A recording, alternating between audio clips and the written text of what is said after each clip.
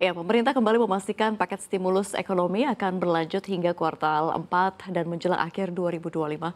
Langkah ini adalah tindak lanjut dari arahan langsung Presiden Prabowo Subianto yang menginginkan ekonomi domestik tetap terjaga, daya beli masyarakat tidak melemah, dan produktivitas tetap tinggi meskipun situasi global masih penuh tekanan.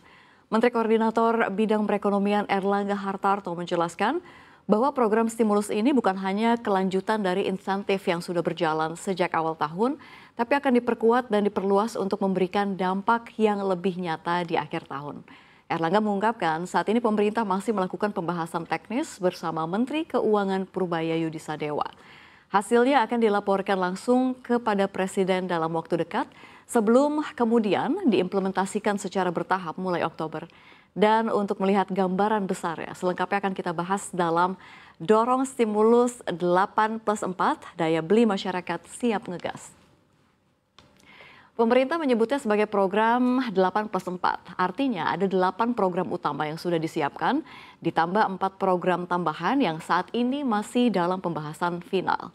Menko Erlangga menegaskan seluruh rangkaian stimulus ini bukan hanya untuk menjaga pertumbuhan ekonomi, tapi juga untuk memastikan masyarakat rentan, pekerja muda, dan sektor usaha padat karya mendapat dukungan langsung menjelang akhir tahun. Ia juga menyebut total nilai anggaran untuk seluruh paket ini sudah disiapkan dan sebagian dana akan diperoleh dari relokasi anggaran yang penyerapannya rendah. Lalu seperti apa? 8 program utama yang sudah diputuskan, mari kita bahas di slide berikutnya. 8 program utama yang sudah diputuskan ini meliputi berbagai bidang, dari penyerapan tenaga kerja, insentif perpajakan, sampai perlindungan sosial. Program pertama adalah magang dan juga fresh graduate. Ini kita lihat ya, pemerintah akan membuka jalur link and match antara mahasiswa dan lulusan baru dengan dunia usaha. Mereka akan mendapatkan pelatihan, koneksi langsung ke perusahaan, dan pendapatan selama program berlangsung. Tujuannya jelas, agar anak muda tidak menunggu terlalu lama untuk masuk ke pasar kerja. Program kedua ini ada PPh pasal 21 DTP. Ini sebelumnya insentif ini hanya berlaku untuk sektor padat karya seperti tekstil, alas kaki, dan juga furniture.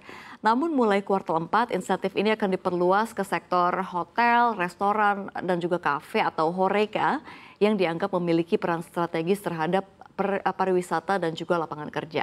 Adapun juga program ketiga ini bantuan pangan pemirsa. Sejak Juni hingga Juli 2025, pemerintah sudah membagikan bantuan beras 10 kg sebanyak 2 kali. Rencana bantuan pangan ini akan dilanjutkan selama 3 bulan ke depan agar masyarakat berpendapatan rendah tetap terlindungi menjelang akhir tahun. Program keempat ialah jaminan untuk pekerja freelance dan gig workers. Jadi mulai dari jaminan kecelakaan kerja, jaminan kehilangan pekerjaan, hingga jaminan kematian. Pemerintah berencana menanggung sebagian premi ini untuk meningkatkan perlindungan bagi pekerja yang selama ini belum terjangkau program formal. Lalu kemudian ada fasilitas BPJS Ketenagakerjaan untuk perumahan.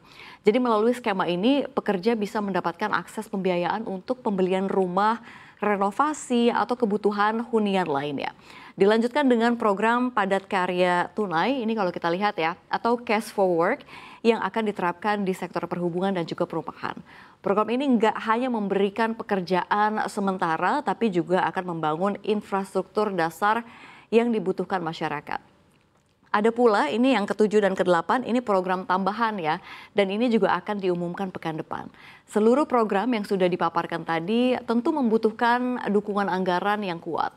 Lalu dari mana dan juga bagaimana skema pendanaannya? Kita bahas di slide berikutnya.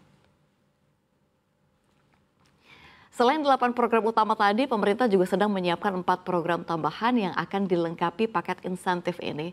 Menteri Erlangga belum merinci isinya, namun menyebutkan fokusnya adalah pada daya beli dan juga investasi strategis yang bisa mendorong pertumbuhan ekonomi menjelang tutup tahun. Nah, untuk dukungan anggaran, Menteri Keuangan Purbaya Yudisadewa menegaskan bahwa pemerintah ini akan melakukan relokasi anggaran. Pos-pos anggaran yang penyerapannya rendah akan dialihkan ke program yang siap eksekusi agar implementasinya lebih cepat dan juga tepat sasaran. Ini kita baca sama-sama dari pernyataan Pak Pur begitu ya. Pos anggarannya kan bisa digeser-geser ya. Ini kita lihat yang mana nih, kan kita bisa perbaiki mana yang enggak terserap sampai akhir tahun, itu kita akan geser ke tempat yang lebih siap. Tapi kalau kita akan pastikan juga program-program yang bagus, misalkan jalannya agak macet, kita akan mendorong lebih cepat lagi. Nah, lalu apa sih sebenarnya dampak yang diharapkan dari seluruh program pemerintah ini? Ini ada banyak sekali ya dampak yang diharapkan ya. Jadi pemerintah berharap sebenarnya paket stimulus 8+4 ini akan memberikan multiplier effect bagi perekonomian. Bagi tenaga kerja muda ini kalau kita lihat ya, program magang dan juga fresh graduate diharapkan juga bisa menjadi batu loncatan untuk pekerja tetap ini tetap terampil baru begitu ya. Dan juga kalau kita lihat bagi masyarakat berpendapatan rendah, bantuan pangan dan juga insentif pajak diperkirakan mampu menjaga daya beli di tengah tekanan ekonomi global. Ada pula bagi pekerja rentan atau gig workers, ini kalau kita lihat program jaminan sosial akan memberikan rasa aman yang selama ini belum pernah ada. Dan juga bagi dunia usaha, khususnya kalau kita lihat di sektor padat karya dan juga horeca, insentif perpajakan dan program padat karya tunai diharapkan mampu menjaga produktivitas dan mendorong investasi di daerah. Ya, ini kalau kita lihat sebenarnya ini sudah ditekankan oleh Presiden Prabowo Subianto ya. Ini seluruh program ini harus sudah berjalan sebelum akhir tahun dan memberikan dampak langsung bagi masyarakat. Dengan kombinasi 8 program utama dan juga 4 program tambahan tadi, pemerintah optimis paket stimulus ini akan menjadi katalis untuk pertumbuhan ekonomi nasional dan peningkatan kesejahteraan masyarakat di akhir 2025.